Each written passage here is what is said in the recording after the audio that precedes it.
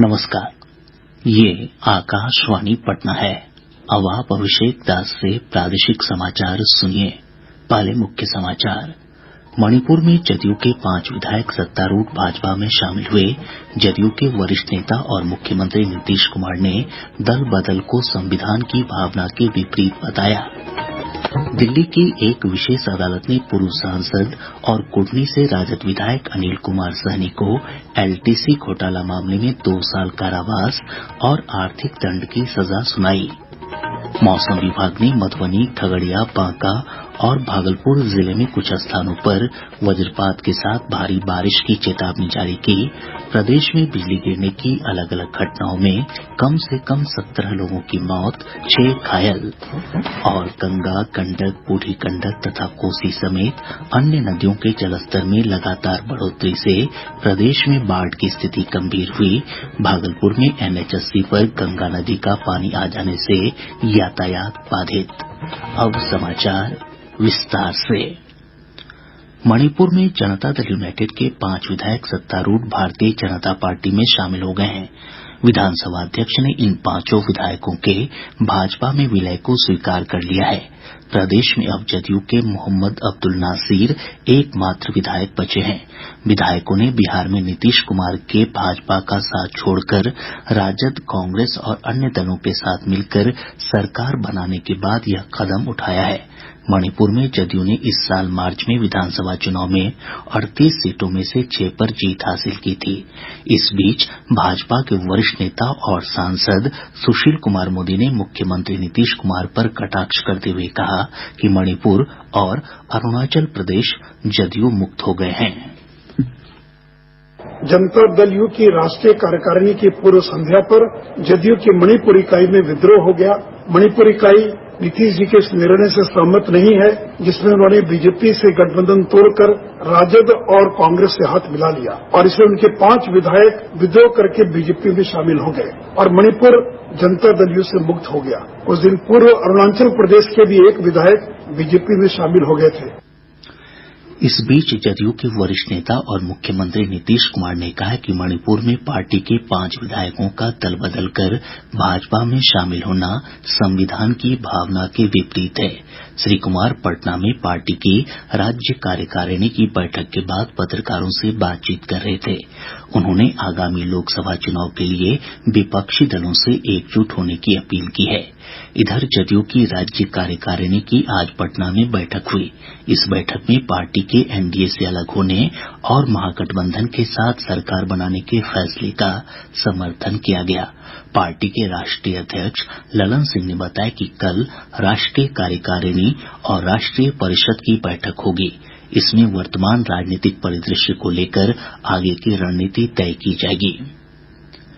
दिल्ली की एक विशेष अदालत ने पूर्व सांसद और कुढ़नी से राजद विधायक अनिल कुमार सहनी को एलटीसी घोटाला मामले में 2 साल कारावास की सजा सुनाई है। साथ ही अदालत ने पूर्व सांसद के तत्कालीन पीए अरविंद तिवारी और एयर इंडिया के तत्कालीन अधिकारी NS नायर को भी 2-2 साल कारावास की सजा सुनाई। अदालत ने सभी पर 3,25,000 रूपये का आर्थिक दंड भी लगाया है।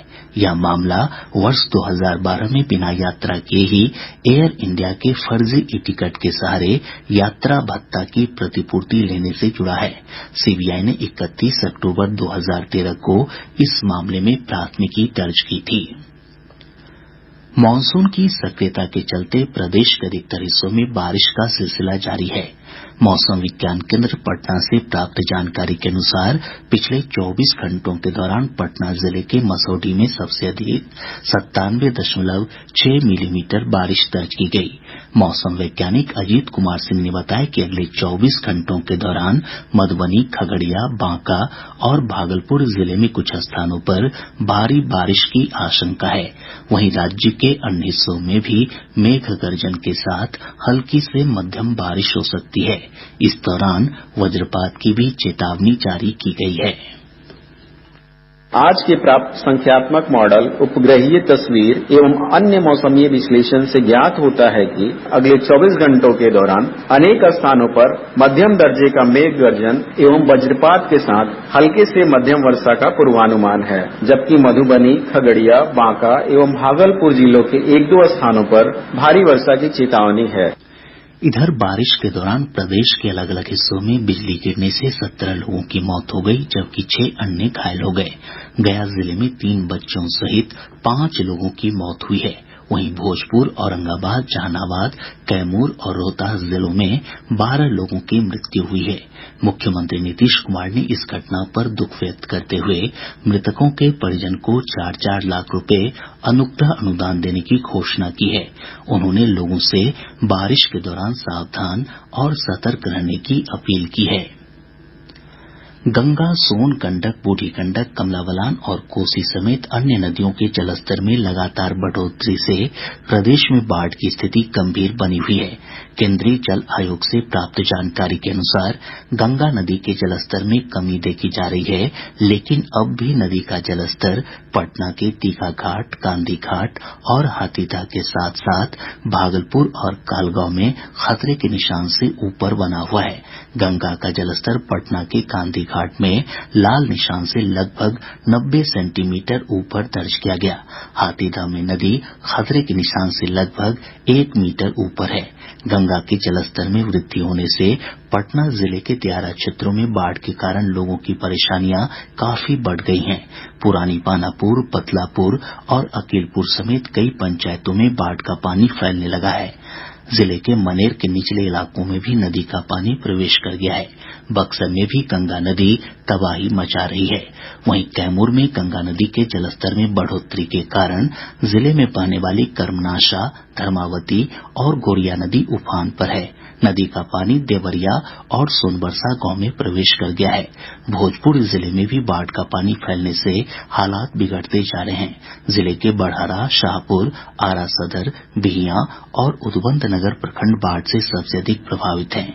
इन प्रखंडों की लगभग 3 लाख की आबादी बाढ़ की चपेट में है।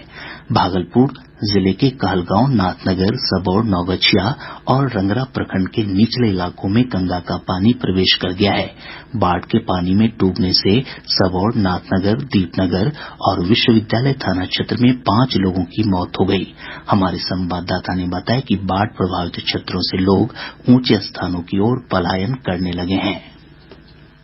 भागलपुर में राष्ट्रीय राजमार्ग संख्या 80 पर बाढ़ का पानी आ जाने से यातायात बाधित हो गया है। शहर के तटवर्तीय क्षेत्र से लगे मोहल्लों में बाढ़ का पानी फैलने लगा है। साहेबगंज, मोहनपुर, सराय, विकासगंज, कंपनी बाग, बुढ़ाराम, आदमपुर घाट, कबराली घाट समेत अन्य मोहल्लों में लोगों को पेयजल की समस्या का भी सामना करना पड़ रहा है। इधर बाढ़ के कारण भागलपुर इंजीनियरिंग कॉलेज और ट्रिपल IIT में कक्षाओं को बंद कर दिया गया है। इन दोनों संस्थानों में आज से ऑनलाइन कक्षाओं का आयोजन किया जा रहा है। आकाशवाणी समाचार के लिए भागलपुर से विनोद कुमार।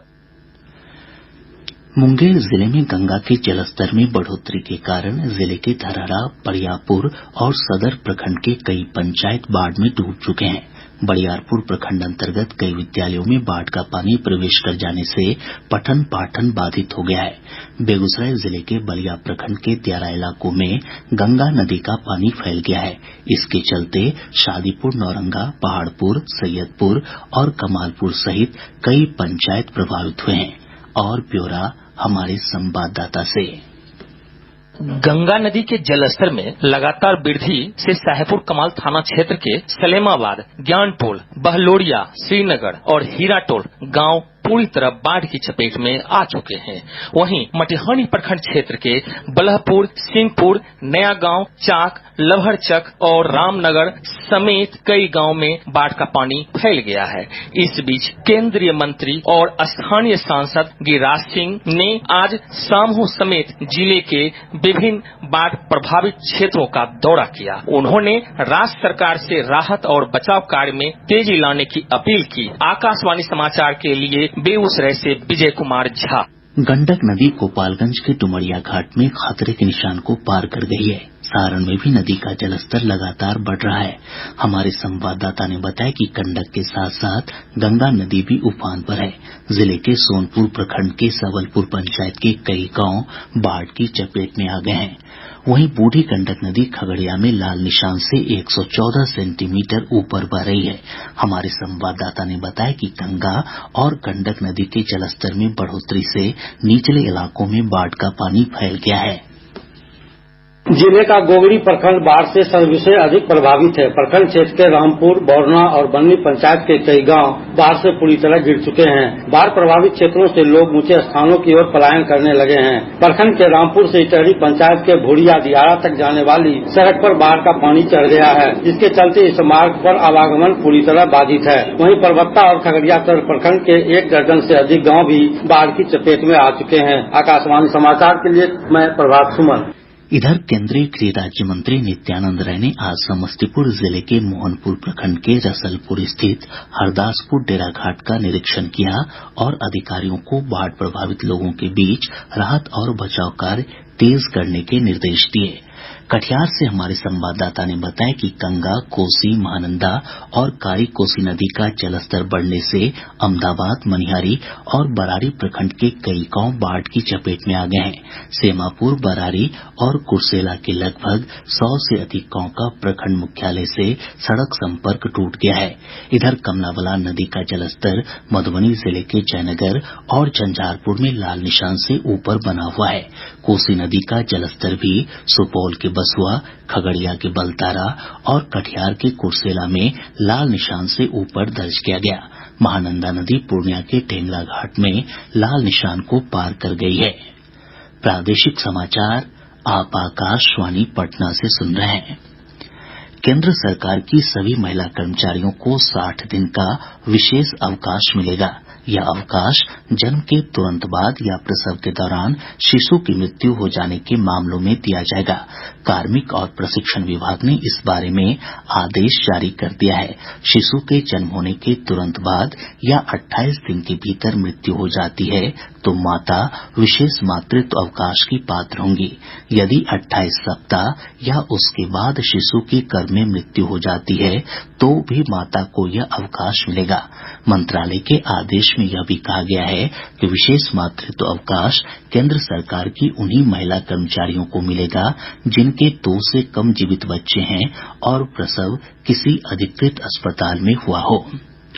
सर्वोच्च नागरिक सम्मान में से एक पद्म पुरस्कार 2023 के लिए 15 सितंबर तक नामांकन किए जा सकते हैं।